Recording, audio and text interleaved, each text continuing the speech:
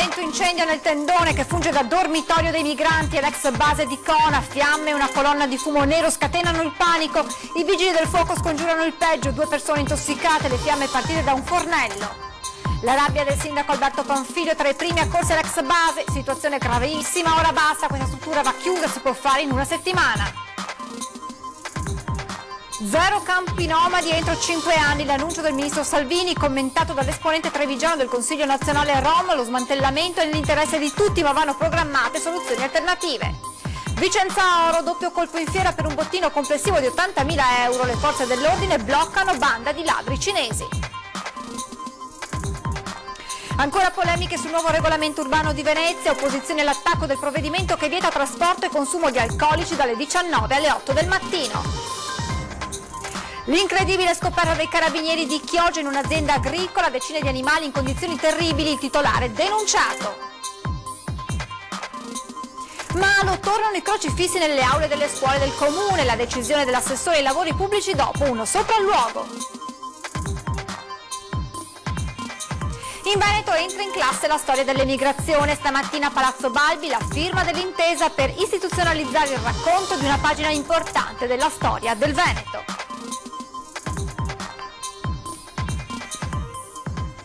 Buonasera e ben ritrovati con l'edizione del Veneto dei telegiornali di Antenna 3. Dunque in primo piano il vasto incendio che è scoppiato questa mattina nel tendone che funge da dormitorio dei migranti all'ex base di Cona in provincia di Venezia. Fiamme, una colonna di fumo nero hanno scatenato il panico tra gli ospiti della struttura. I vigili del fuoco hanno scongiurato il peggio, 2 persone sono rimaste ferite. Naturalmente quanto accaduto ha riproposto il tema della sicurezza all'interno dell'ex base e tra i primi ad arrivare il sindaco Panfilio, che ha ribadito quello che da tempo dice: la base va chiusa. Sentiamo allora le sue parole. Ancora una volta dobbiamo dichiarare: questo posto va chiuso assolutamente. Se neppure una tragedia sfiorata servirà a convincere il governo a chiudere il campo profughi di Cona, le conseguenze potrebbero essere irreparabili.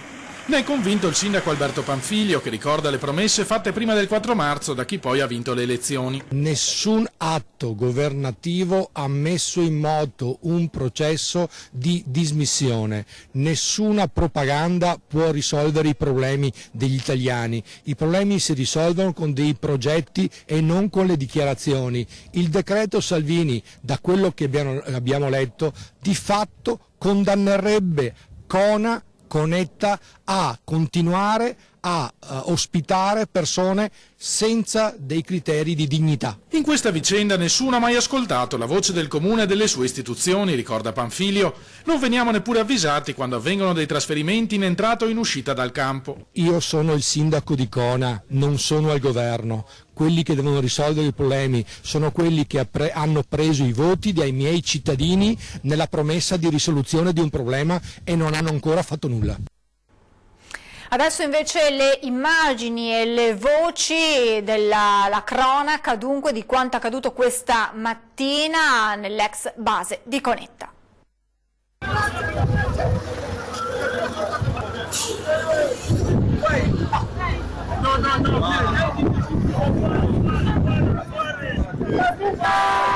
L'incendio è scoppiato intorno alle 12:30 attaccando uno dei tendoni all'interno dei quali dormono i circa 400 richiedenti asilo attualmente ospitati nell'ex base militare di Conetta.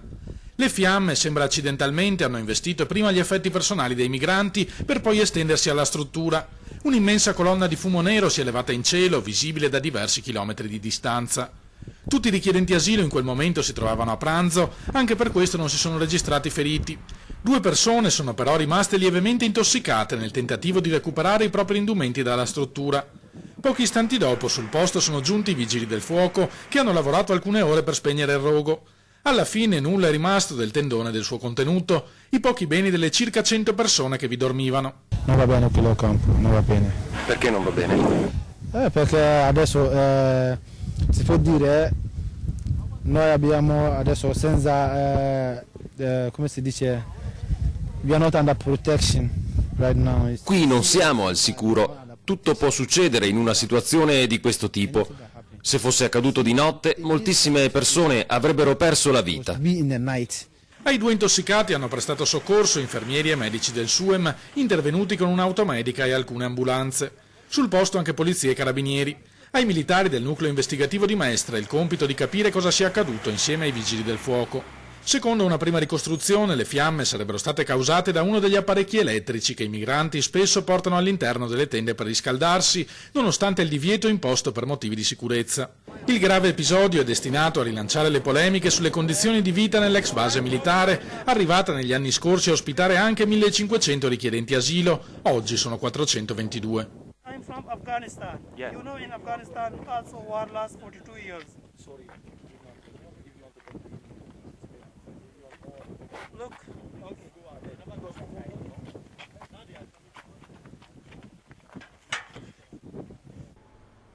Ci spostiamo adesso in provincia di Treviso per un altro incendio scoppiato la notte scorsa in un campo di giostraia a Riese Pio X.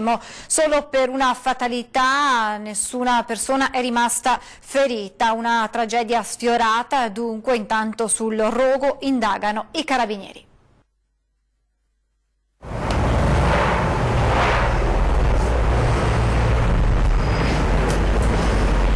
Un boato, poi le fiamme alte, il fumo denso. L'incendio è scoppiato poco dopo mezzanotte. Le immagini di quel che rimane delle roulotte, una completamente distrutta, l'altra danneggiata in maniera importante sia all'esterno che all'interno.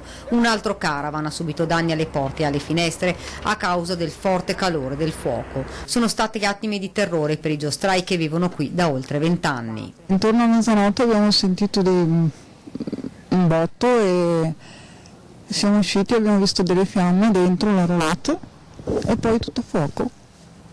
Stava prendendo fuoco tutto. Nel campo dove vive un'intera famiglia di giostrai, circa una decina di persone, ci sono anche 3 bambini piccoli. Stava prendendo fuoco tutto.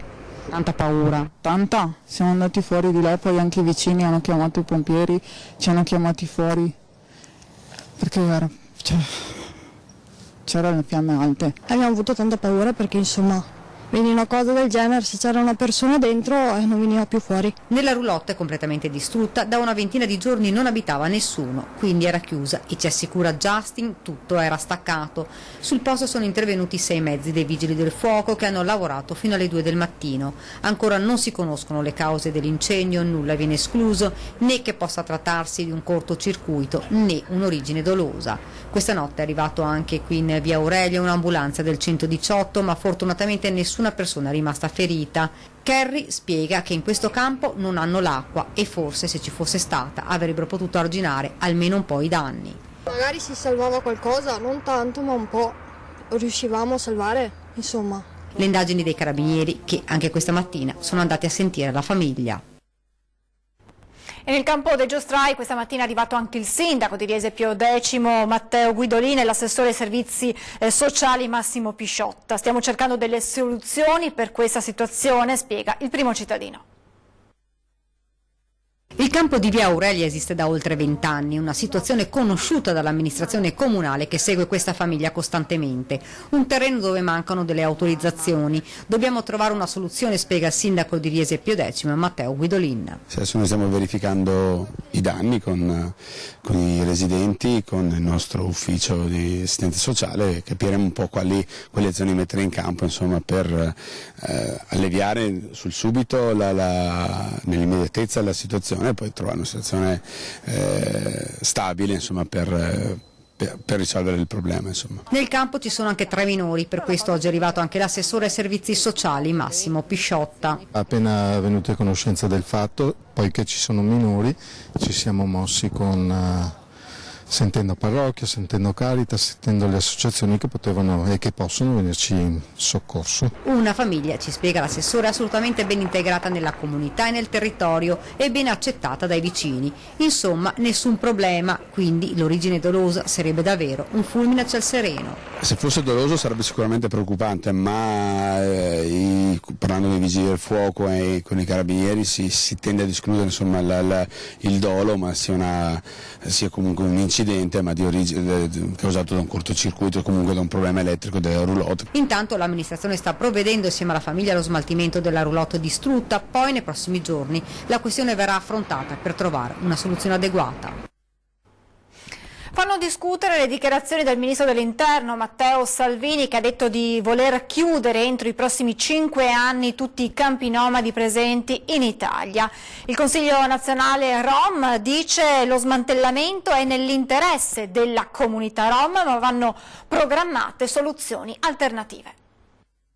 Il mio obiettivo, in collaborazione con i sindaci di tutta Italia, è arrivare nell'arco del mandato di questo governo alla chiusura di tutti i campi Rom in ogni città italiana. Quindi non è oggetto di questo decreto, ci stiamo lavorando parallelamente con tutti i sindaci che hanno chiesto l'intervento del Ministero dell'Interno. L'obiettivo è campi Rom zero. La questione Rom rimane fuori dal decreto sicurezza approvato ieri dal Consiglio dei Ministri, ma il capo del Viminale, Salvini, nel corso della conferenza stampa con il Premier Conte, spiega chiaramente che il tema resta centrale nella sua agenda. Anche i vertici veneti del Carroccio spingono il piede sull'acceleratore verso la chiusura dei campi. Questi che sono arrivati con le migrazioni dalla Romania non sono tutt'altra cosa e devono essere gestiti in una maniera completamente diversa. Devono ritornare a fare i Rom in Romania. I Rom in Romania là lo fanno bene, ci sono delle leggi perfette. Se dunque la proposta dello smantellamento dei campi Rom presenti in Italia entro la fine della legislatura riaccende la discussione, il Consiglio nazionale Rom Sinti non chiude la porta al progetto del Ministro dell'Interno. È nell'interesse, nella filosofia del popolo Rom e quindi l'azione Rom Sinti Cabinati, il superamento di questo passaggio deve essere fatto con i giusti strumenti nel rispetto però delle regole democratiche. Vittorio Darios spiega come gli sgomberi rappresentino sempre un momento scioccante, soprattutto per i più piccoli. Per questo, dice, il superamento dei campi va visto come un'opportunità per migliorare le condizioni dei Rom e per questo richiede una chiara programmazione. Tu devi prima trovare soluzioni alle persone, non puoi sgomberare, tu sgomberi, chiedi però prima di avere soluzioni. Un ultimo messaggio è proprio per il ministro Salvini. Salvini conosce il problema, come dovrebbe fare un ministro della Repubblica Italiana dentro il concetto di diritto e dentro la Costituzione, dare risposte adeguate. La partita delle Olimpiadi del 2026 non è per nulla chiusa, il presidente Zaia non molla e tira dritto assieme a Milano, tendendo ancora una mano a Torino. Oggi l'esortazione al CONI: si valutino separatamente i dossier. Io chiedo formalmente, non so se si può fare, ma penso proprio di sì, che a questo punto comunque i due dossier vengano valutati. La partita è chiusa ma forse non del tutto, né sul fronte della candidatura olimpica del tridente Milano-Torino-Cortina, né su quella di Milano-Cortina con Torino in solitaria, né tantomeno sulla decisione del governo di chiudere i cordoni della borsa, tanto che Zaia, fiducioso, spera in un ravvedimento in corsa. Pensare che il governo scelga di stare fuori dalle Olimpiadi significa tagliarsi fuori da tutto, ma questa è una candidatura per il Paese e non di una singola comunità, spiega il Presidente. Intanto, in vista dell'esame dei dossier al CONI, Zaia rivolge un invito a Malagò. Penso sia corretto che il Consiglio del CONI, non il CIO, il Consiglio del CONI a livello nazionale, voti i due dossier, ce ne sarà uno che ha due candidati e l'altro ne ha uno, così nella storia resteranno anche i voti per capire che magari qualcuno un giorno non ci venga a dire il Consiglio si sarebbe espresso a favore di un dossier a un candidato, a una città e non a due. Insomma, si faccia chiarezza fino in fondo perché i tempi cominciano a stringere. All'ordine del giorno non c'è alcuna convocazione del sottosegretario Giorgetti, ma già il prossimo gennaio si saprà quale dossier avrà la candidatura olimpica e contestualmente servirà una garanzia a due cifre. Come contropartita a noi viene chiesto un impegno come Veneti, forse 100, un centinaio di milioni di euro, questi sono i dati di oggi, per le infrastrutture, cioè per le strutture che andiamo a realizzare, che so, il Bob di Cortina vale 35 milioni, il villaggio olimpico così. Io chiedo che il cittadino rinuncerebbe a 1,2 miliardi al quale bisogna presentare a fianco un esborso di 100 milioni, nessuno rinuncerebbe. 98 milioni non è cifra insormontabile. Zaia chiosa: ci avvantaggiamo coi mondiali di Cortina, perdere le Olimpiadi vorrebbe dire la morte della montagna. Il Veneto e la montagna bellunese sono pronti. Torniamo alla cronaca, c'è anche un trevigiano tra i 3 operai rimasti feriti ieri nello scoppio all'interno di un deposito alla stazione ferroviaria di Belluna. Restano sempre gravi le condizioni dei 3 operai, 2 friulani e un trevigiano di 31 anni, rimasti feriti ieri nello scoppio avvenuto all'interno di un deposito della stazione di Belluno. Ancora da chiarire cosa abbia provocato la deflagrazione e la successiva fiammata che ha investito intorno alle 15:40 i 3 dipendenti di una ditta mestrina. Da una prima ricostruzione sembra che gli operai stessero effettuando dei lavori di manutenzione di un macchinario quando è avvenuto lo scoppio. Il boato fortissimo è stato avvertito in tutta la città, come ha raccontato il sindaco Jacopo Massaro in quei minuti in riunione con i suoi assessori e tra i primi ad aver raggiunto il luogo insieme al prefetto di Belluno Francesco Esposito. Immediato l'arrivo dei vigili del fuoco, degli agenti della Polfer e della squadra mobile, oltre ai sanitari del SUEM che hanno subito soccorso i feriti, poi trasportati con l'elicottero nel reparto grandi ustionati degli ospedali di Verona, Padova e Milano. Nel dramma un aspetto positivo, il fatto che la deflagrazione sia avvenuta ad un centinaio di metri dall'area passeggeri. L'attività della stazione e la circolazione dei treni sono rimaste comunque bloccate per circa 2 ore per permettere le operazioni di soccorso e i rilievi che dovranno aiutare a ricostruire la dinamica dell'ennesimo incidente sul lavoro. In una nota la FILT CGIL del Veneto, che esprime la propria vicinanza ai feriti e alle loro famiglie, punta il dito contro le terziarizzazioni e chiede a Rete Ferrovie Italiane di riportare al proprio interno i lavori di manutenzione. Vicenza Oro, doppio colpo in fiera per un bottino complessivo di 80.000 euro. I malviventi, individuati e fermati dalle forze dell'ordine, fanno parte di una banda di cinesi. Vicenza Oro nel mirino di una banda di cinesi, 2 colpi per complessivi 80.000 euro messi a segno nella giornata di domenica in 2 diversi stand orafi, ma i malviventi hanno fatto poca strada. L'efficace sistema di sorveglianza di questura Italia Exhibition Group ha consentito di individuare in pochissimo tempo gli artefici e assicurarli alla giustizia. La banda, 2 uomini e 3 donne in Italia con un visto turistico, si sono regolarmente registrati come operatori con tanto di foto sul badge e poi si sono sparpagliati per la fiera. 2 donne hanno puntato allo stand di un orafo milanese. Eleganti e con modi raffinati hanno chiesto di vedere degli anelli, ma in realtà il loro obiettivo erano 3 bracciali d'oro e diamanti che erano nella teca aperta dal titolare.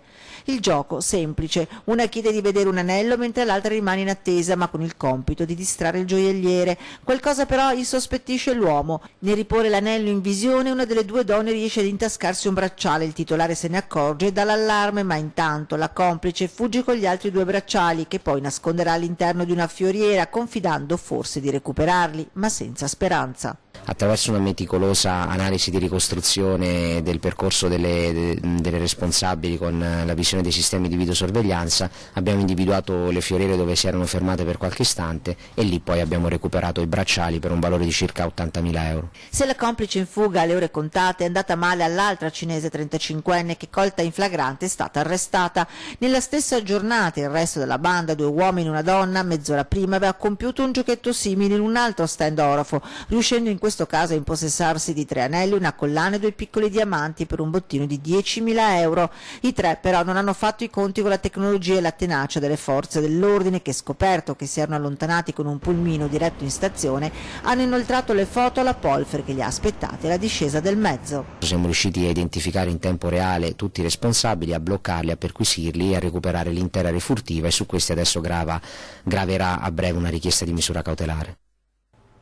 Il Tribunale di Padova ha condannato ad 1 anno e 8 mesi a 300 euro di multa un 47enne campano per una rapina commessa a Piave di Sacco il 25 aprile del 1996. Una condanna in primo grado giunta quindi a quasi 22 anni dai fatti. Il ritardo è dovuto ad una serie di lungaggini burocratiche dovuta al fatto che l'indagine principale era stata condotta a Torre Annunziata, dove l'uomo e la banda che agiva con lui in vari posti d'Italia era stata indagata. Ed ora i carabinieri di Chioggia che hanno scoperto un'azienda agricola con decine di animali in condizioni terribili. Malnutriti e in mezzo ai rifiuti, addirittura tra le carcasse di altri animali morti, chissà da quanto. Lo scenario di assoluto degrado è quello al quale si sono trovati di fronte i carabinieri forestali del nucleo CITES di Venezia e della compagnia Carabinieri di Chioggia, con l'ausilio dell'OIPA Venezia e del supporto specialistico dell'ULS 3 Veterinaria, che hanno effettuato nelle scorse settimane un sopralluogo presso un'azienda agricola del posto.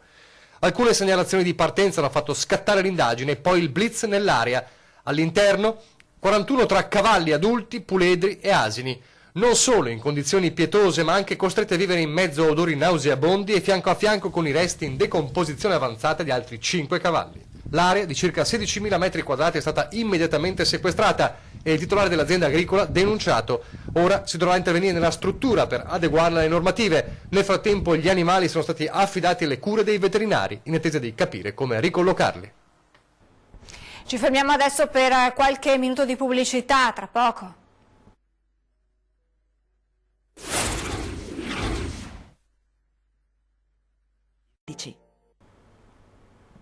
Di nuovo in diretta per parlare delle polemiche intorno all'ultimo provvedimento di Polizia Urbana a Venezia, con l'ultimo divieto che riguarda il trasporto di alcolici anche in bottiglia chiusa dalle 7 di sera fino al mattino successivo. Praticamente uno esce dal supermercato con la sua bottiglia di vino pronto per andare alla cena di amici, può essere fermato tranquillamente dal vigile che gli chiede spiegazioni su dove sta andando. Uno scenario che diventerà realtà se verrà approvato senza modifiche l'articolo 37 del nuovo regolamento di polizia urbana del Comune di Venezia, che prevede il divieto su tutto il territorio comunale di trasportare senza giustificato motivo bevande alcoliche di qualsiasi genere dalle 19 alle 8 del mattino. Un provvedimento, assicura il comandante della polizia locale Marco Agostini, che non verrà utilizzato indiscriminatamente, ma in modo mirato per limitare fenomeni come il consumo selvaggio di alcol all'aperto da parte di giovani o gli eccessi degli addii al celibato o situazioni di evidente degrado come quella che si vede in questo video, girato da un cittadino veneziano e divenuto virale nelle ultime ore sui social network. Chi esce da un supermercato con la spesa non sarà fermato, sintetizza Agostini, ma se qualcuno gira ubriaco e ha un sacchetto con 3 bottiglie di birra sì. Noi diamo una possibilità ai vigili, poi spetta ai vigili capire se quella cena può essere, per una cena uno può portare oppure no una bottiglia di vino. Si aprirebbero contenziosi e anche una logica del buonsenso non è rispettata. Forti dubbi anche sull'effettiva applicabilità della norma, che i democratici si impegnano a contrastare quando approderà in Consiglio Comunale. In Italia, sostengono, non esiste nessun altro provvedimento di questo tipo. Sono delle norme che o comportano un aumento esponenziale di vigili che noi chiediamo vengano utilizzati per controllare la sicurezza in città, in particolare nella terraferma per Mestre e il controllo di un turismo fuori controllo nel centro storico veneziano. Abbiamo la richiesta di mettere vigili a controllare sacchetti, pensiamo che sia inopportuno. In Veneto entra in classe la storia dell'emigrazione, stamattina a Palazzo Balbi la firma dell'intesa. Conoscere la storia del proprio territorio e delle dinamiche che ne hanno caratterizzato l'evoluzione, questo prevedono la legge nazionale e quella regionale attraverso approfondimenti tematici che nel Veneto si è scelto di dedicare alla storia dell'emigrazione, da oggi materia di studio nelle scuole di ogni ordine e grado. Nella nostra regione si istituzionalizza una consuetudine praticata dai volontari delle associazioni dei Veneti nel mondo che da anni manifestano la necessità di raccontare la storia della nostra gente emigrata all'estero. La storia dell'emigrazione del Veneto è una storia importante per l'economia, per la cultura, per le tradizioni, per la presenza di tanti italiani veneti nel mondo e perché troppe volte se ne parla in maniera molto superficiale.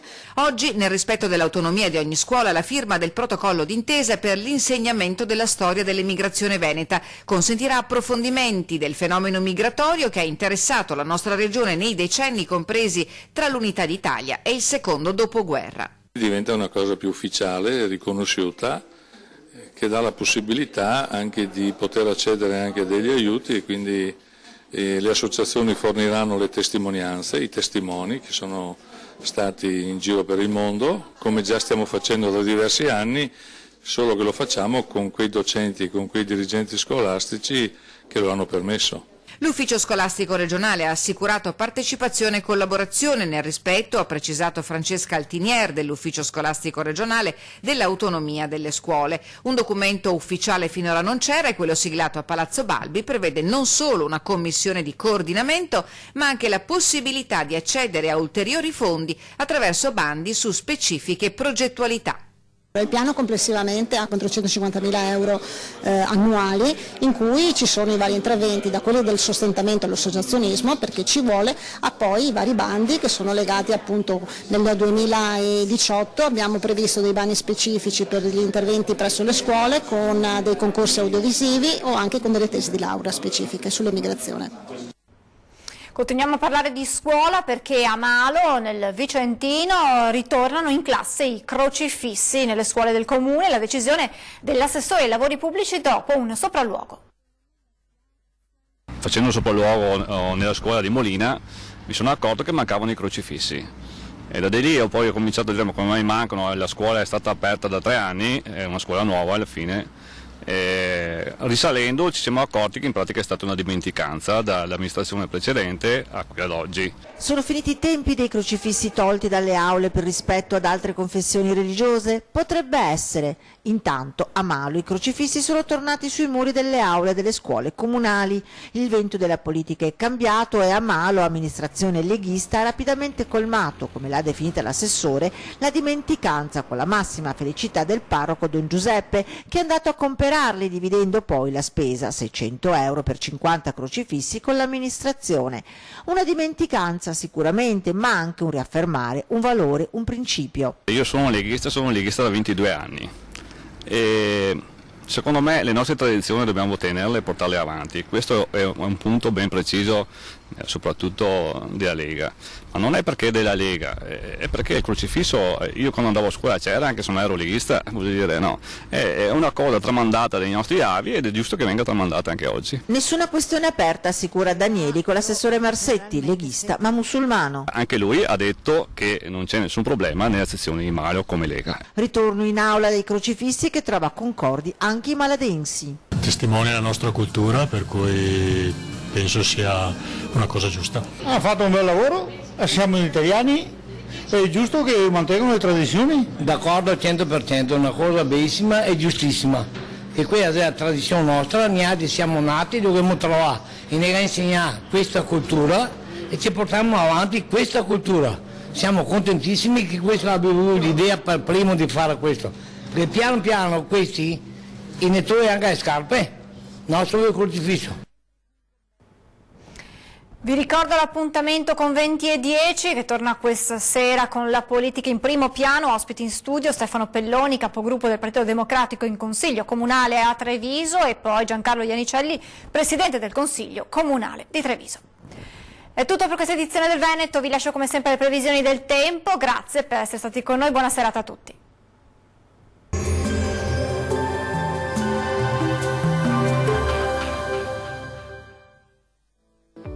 Ben ritrovati al meteo. Mercoledì è l'insegna del sole sulle nostre regioni, ma con clima decisamente fresco. Nel dettaglio sul Veneto sarà bel tempo e anche ampiamente soleggiato ovunque. Asciutto e stabile quindi sulla nostra regione, dove il cielo si presenterà sereno o al massimo poco nuvoloso. Non sono previste precipitazioni degne di nota. Temperature minime tra 4 e 10 gradi. Massime comprese invece tra 15 e 19 gradi circa. Vediamo ora che tempo farà sul Friuli, Venezia e Giulia. Poche novità, anche sulla nostra regione dominerà il sole ovunque, sarà asciutto e senza piogge degne di nota. Il cielo si presenterà sereno praticamente su tutte le province. Le temperature minime saranno comprese tra 4 e 6 gradi. Le massime invece oscilleranno tra i 16 e i 19 gradi circa. Vediamo infine la situazione meteorologica del Trentino Alto Adige. Non cambia di molto la previsione, bel tempo anche sulla nostra regione. Sarà infatti ampiamente soleggiato su tutti i settori e il cielo si presenterà sereno o al massimo con qualche innocua velatura sparsa. Temperature minime tra 3 e 7 gradi. Valori massimi compresi invece tra 21 e 26 gradi circa. Dal meteo per ora è tutto. Arrivederci al prossimo aggiornamento.